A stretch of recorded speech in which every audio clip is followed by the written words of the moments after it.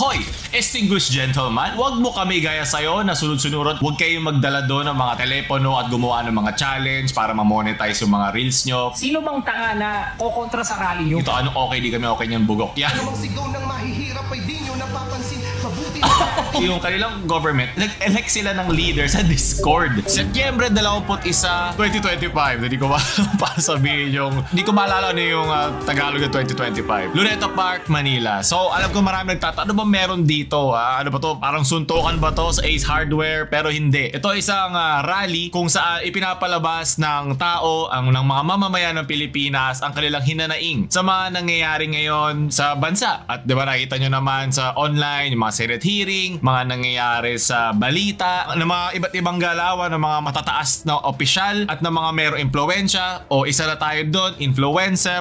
Kesa naman mga influenza. Ito ay paraan para maipakita natin ang ating nararamdaman sa ating gobyerno at sa bansa. Nagkaroon ngayon online ng bangayan sa pagitan ng mga rapper ngayon. Nakita ko itong isa, pinost ni Rapido, na kung gagamitin natin ang art natin para sa rally, sang-ayon po tayo. Pero kung layunin natin ay gaya ng gulo sa Nepal at Indonesia, naniniwala pa din ako na mataas ang moral values ng mga Pilipino. Hindi natin makakamit ang hustisya gamit ang dahas. Mga magulang, bantayan po ninyo anak ninyo. Mga kabataan, huminahon tayo. Umanatag tayo at huwag na maghihikayat pa na aktibong pangre-rebelde. Pero magkaiba po ang isang rally sa isang riot. So baka defense mechanism to o trauma response na nakita niya online. Pero magkaiba po yun. Tayo ay merong karapatan na mag-peaceful rally, na ipakita ang ating hinanaing sa gobyerno. Ito ay tungkulin natin sa mga binoto natin sa posisyon.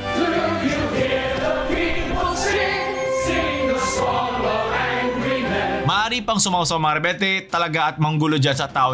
Mag-isip muna tayo. Nakakasalan dito, bakit problema namin tong sa rebelde, yung mga gumagawa ng krimen at illegal na gawain para pahirapan ang Pilipinas? Ito ay simpleng pagpapakita lang. By participation lang ay nagiging parte ka na ng isang bagay na mas malaki pa sa'yo. At ito ay nagpapaigting din ng iyong patriotism to a healthy degree. Yung tipong hindi ka sunod-sunuran sa iba't ibang kulay ng mga politiko, kundi lang yung kulay ng watawat ng Pilipinas. Yung pula, asul, puti, at dilaw. Kita mo, sa kahit sa watawat yan natin, multicolored tayo, iba-iba man ang ating mga pananaw sa buhay, ating mga relihiyon, o ating mga paboritong team sa LOL o Dota, ML, HOK, hindi na importante yun. Pero kung ikaw ay merong nararamdaman na mali na dito sa bansa na mismong tinitirhan mo, dapat magsalita ka na lang. Tanga na lang ang hindi magsalita o mag-ingay pag ikaw ay ginagawa na ng hindi mo gusto. Hindi namatay ang mga bayani para sa ganitong klaseng pag-iisip. So ito ay nanggaling daw dahil sa post na shinare din niya na ito,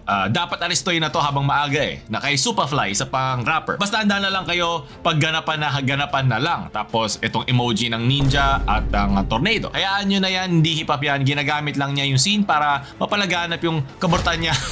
Haha, hipokrito. Kaya pag nanalo na muli ang Pilipinas sa Pilipinas, wala kang karapatang makinabang. Sumagot din dito si Yukihiro. Sabi niya, hoy, distinguished gentleman, wag mo kami gaya sa'yo na sunod-sunurot kung sino yung boboto dahil sinabi kang leader na kuno mo, haha, bobo ka Rapido, ba't pa kami naging sa'yo, tinalo ka, di ba? Pinaalala pa. Seryoso ba? Hindi ko to alam. Kaya hipokrito! Mag-ingat ka sa taong walang pangarap manalo! Tayo naman. Sa sinagot siya ni Rapido, illegal mag-imbita na pag-rebelde, baka di mo alam. Pero hindi pag-rebelde, magkaiba yung meaning nito. Iba yung tinutukoy mo. Extremes to nakikita mo Yung mga nakikita nyo sa news na mga illegal na nagkakaroon ng mga banggaan, ng mga pulis at ng mga nagre-rebelde, ibang-iba yon sa isang peaceful rally. Ibig sabihin lang nun, alam mo yun, may nararamdaman ka at gusto mo ipakita na suportado mo ang ganitong klaseng movement. Kung ano man yan, mapasa salary increase yan para sa mga teacher, social welfare para sa mga single moms o mga teenager na nabuntis, kahit ano pang gusto mong isuportahan, parte yun. Pero yung pagre-rebelde, iba na yan. Yan ay nakasasama at inaatake mo na ang mismong gobyerno. Bawal talaga yung mutiny at pagre-rebelde. Iba ang ginagawa na isang peaceful rally. Kung nakakalimutan mo, EDSA, di ba, kung saan tahimik, well, hindi ganun katahimik, pero nag-ingay ang taong bayan sa gitna ng EDSA para mapataob ang isang pamamalakad na ayaw nila. Ngayon, isipin mo na lang, sa iba pa mga bansa, tulad ng Nepal, diba? Yung mga Gen Zs doon na napataob ng kanilang gobyerno na ito ay hindi lang parang udyok ng damdamin, ito ay taon-taon, ito years na naipon, na init ng ulo nila at naging trigger point lang no yung mismong gobyerno nila ay binan ng social media. FB, diba? IG, Twitter at 22 pa na iba pang social platforms. Isipin mo na lang na tinatawag nila tong rally na to na parang pagpunta ng mga keyboard warriors. Pero itong bansang to, ibaban na yung mismong keyboard warriors na tinutukoy nyo. So ayan, ngayon yung mga keyboard warriors na tinatawag nyo, sila ang pupunta doon at sasama para magpakita ng suporta sa kanilang mga pananiniwala at ang mga pinaglalaban nila na karapatan. Sinayto ito, 5th Great Ninja War, sabi nila sa post na to. Ito, sinabi niya, keyboard warriors assemble, pero ikaw din yun nagtatype ka rin din dyan. So, pinagkaiba. At yung mga tao doon pupunta para magpakita ng suporta. Bring your phones, pang real. So, then yung Marineford agenda, save Ace from Marine execution. Then yung mga nanonood ng One Piece dyan, tapos hindi uma-action, man, alam mo ba na sobrang political lang One Piece? Yung sa world government na corrupt, na pinalaban nila pero wala na ibang mga spoiler doon. Tapos nanonood ka ng mga Netflix series tungkol sa Queen Maker, si Chief of Staff, na alam mo na sa Squid Game, meron din siyang isang ganyan na hilig na hilig tayo sa mga labanan ng politics at makikita nyo kung ano nagiging epekto nito, hindi lang para sa sarili nila pero sa buong bansa na kanilang pinapalakad.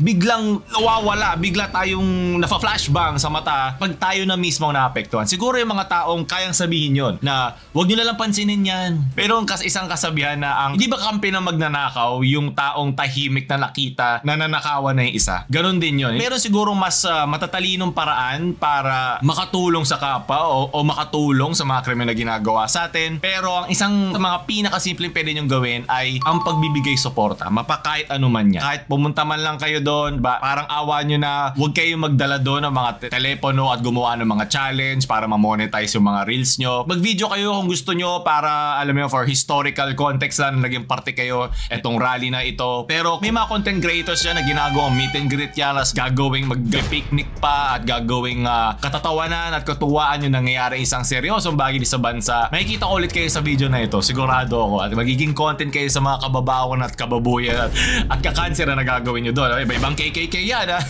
Tuloy ko lang ulit sa Nepal yung na mayroon ng 14 governments pa na hindi nakakatapos na isang full term dahil sa sobrang unstable at sobrang corrupt na kanilang gobyerno. Meron pa doon, di ba? Nagkaroon din tayo dito ng issue sa mga Nepo babies. Yung top 10% nila ay kumikita ng 3 times more kaysa doon sa below ng 40% nila. So, ang laki nung gap. At yun nga, youth disillusionment. Kaya yung mismo mga Gen Zs na lang nila ang gumawa na action doon na napiko na sila na matagal na kami nananahimik dito, hindi nyo kami pinakikinggan, napilitan na lang kami. Ang isang gobyerno na binuo ng mga tao ay kayang-kayang sirain nung mga taong gumawa sa kanila. Hindi naman kailangan violente, pero equivalent exchange lang yan. Parang Full Metal Alchemist. Kung ano ang binibigay mo sa mamamayan mo, ibinabalik lang nila sa'yo. Kung nirerespeto mo mamamayan mo, rerespetuhin din ang gobyernong meron ka. Ganun siya. Halos 1 milyon mga Nepalese, mga 800,000 ang napilitan maghanap ng work abroad noong 2024. At yun nga, yung kanilang pag-topple over sa kanilang gobyerno, ito hindi isang parang udyok ng damdamin lang na masama lang yung tulog niya, gumising na bad trip at ginawa. Hindi. Ito ay taon na kanilang pagtitimpi, nag-aantay na may pagbabago at walang nangyari. Hindi ito parang trip-trip lang for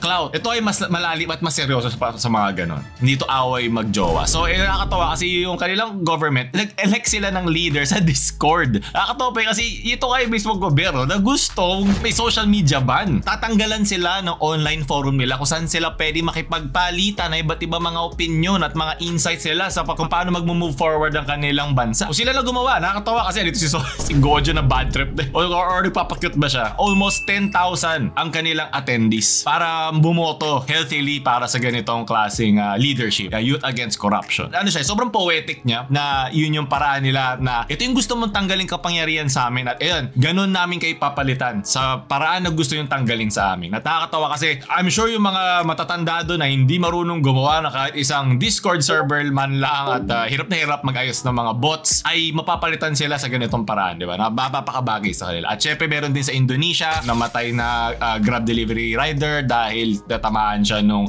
police vehicle. Doon din nag-start at iba pa yon. So naiba na ako pero nagigets nyo naman kung anong gusto kayo pahiwatig doon. Balik naman dito tayo sa Pilipinas. Sumagot din si Rapido tungkol dito sa mga nangyari sa kanya. Sana naman pinakinggan nyo po na yung side ko mga kapatid bago tayo magpo-post sumuporta dun sa mga bagay na hindi pa tayo sigurado. Na ano daw siya, nawindang siya doon sa termino na purge. Tulad ng movie na nakita nyo na talaga nagkakagulo na doon sa bansa. Pero syempre, it's a movie. Relax lang tayo. Hindi natin kailangan literal lahat na nakikita sa social media, pag nakita ka na ad dyan na nanalo ka ng iPhone 17 fully paid, ay maniniwala ka na. Ano bang tanga na kokontra sa rally nyo? Hindi ako tutol sa rally nyo. In fact, gustong-gusto ko nga po yun na gagamitin mo yung rap mo, gagawa ka ng kanta para kontrahin itong mga bulok na sistema ng Pilipinas na to. So, hindi tayo magkaaway. Magkakampi tayo. Yun lang sinabi ng Superfly na mala-purge to at nag-iimbita na magrebelde. Yung kanyang concern ay valid, pero pinahiwatig niya sa isang caption na nakasasama dun sa mismong rally. Diba? Nakakasama yun. So, sinabi niya dito na suportado niya ang isang movement na makakatulong sa bansa. So, pinaliwanag ko sa kanya, okay na po kami. Humingi na ako ng pasensya kung ano man yung na-offend siya dun sa chiner ko yung post ng Superfly. Okay daw sila Superfly, pero sumagot si Superfly dito, ano okay, di kami okay niyan, bugok. Yeah, bro can take a break. September 22 sa'yo daw pupunta. I'm sure pagod na yung mga tao ng September 21, okay? Hindi na siya importante enough para doon. Isipin mo tumigil na sana to kung nanahimik na lang siya tungkol doon. At nag-focus na lang siya sa sarili niya. Di ba? Nag-focus na lang siya doon sa gusto niya na peaceful rally. Yun naman talaga eh. Pero ewan ko, baka nagkaroon lang siya ng knee-jerk response dito, post online, sumagot dito at bumalik sa kanya yung mga tao. At naalala pa tuloy yung tao na natalo siya ni Badang. Ako hindi ko nga alam yun eh. Kaya rapido! Puta! So ulitin ko, para sa mga taong pupunta dyan, magdala kayo ng tubig, magdala kayo ng payong, yung hindi galing sa Prado ha, at sa mga luxury car, yung simpleng payo lang, okay na yan. Mag-take kayo ng photos, take kayo ng videos respectfully, isipin nyo kung nasan kayo, di kayo gumagawa ng pranks o challenges dyan para magkaroon ng 10k sa followers. Kung kayo ay mga influencers o may mga nakakilala sa inyo, dress properly, hindi nyo event yan, ito ay event ng Pilipinas, ikaw ay parte ng kabuuan yan, hindi yan nakasentro sa'yo. So, sorry sa mga narcissist dyan. So, kasi may mga nagsasabi doon na kailangan ba ng permit pag pupunta sa mga ganitong gathering. Sinabi dito na permit when required and when not required. So, may mga chance na hindi siya kailangan ng permit. At ang written permit lang ay kailangan para sa mga tao o persons to organize and hold a public assembly in a public place. Pero, hindi mo kailangan ng permit pag ikaw ay nasa public assembly, shall be done or made in a freedom park. Ngunit duly established by law or ordinance in private property. Kung pag-private, kailangan mong yung may consent ng owner, or pag government-owned naman, subject to the rules and regulations of said educational institution. Ito ayon sa Batas Pambansa bilang 880. So, noong 1985 pa ito. So, pwedeng-pwede naman. At ito nga nandoon ka para ipakita yung suporta sa isang bansa. Hindi politiko, hindi issue, kundi sa bansa. Ano yung mga nangyayari. Hindi ka dapat matakot sa mga ganitong bagay. Kasi ito ang paraan na ine-exercise mo ang iyong responsibilidad sa bansa. Kailangan ko muna na isang meme video bago natin ito tapusin. Bulsa Open Verse Challenge. Tayo ba o sila? Baka isa sa mga magbabantay doon Oh shit! Ayun, babagsak na! Iba ang ikakasa, hindi barel, kung hindi andila! Animoy parang bulaklak, halimuyak ng salita, mga taong mapagpanggap. Parang yung masama nitong mga politikong bukang hindi pagbabago. Pag nakupo sa pwesto, bigla ang maglalaho, di na mabilang ang mga pangakong di na natupad. Nagpakalunod sa kapangyarihang di na mahubad sa salapi, naging sakinin.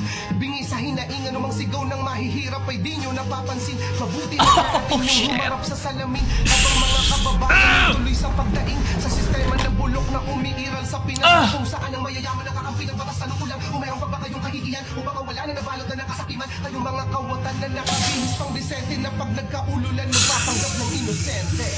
Woo! Pakyo pa ako. Sige, ako na pala. Yun na pala ito supportahan. Pag ikaw hindi ka kumanta doon, sana meron din siyang itutugtog doon sa September 21. Pero at doon na tatapos sa ating video po siya. Na-hype pa ako sa dulo. So sa mga pupunta dyan, ingat kayo palagi. Sana nakatulong ito magbigyan ng impormasyon sa mga pupunta doon. Paulo na Mamaal.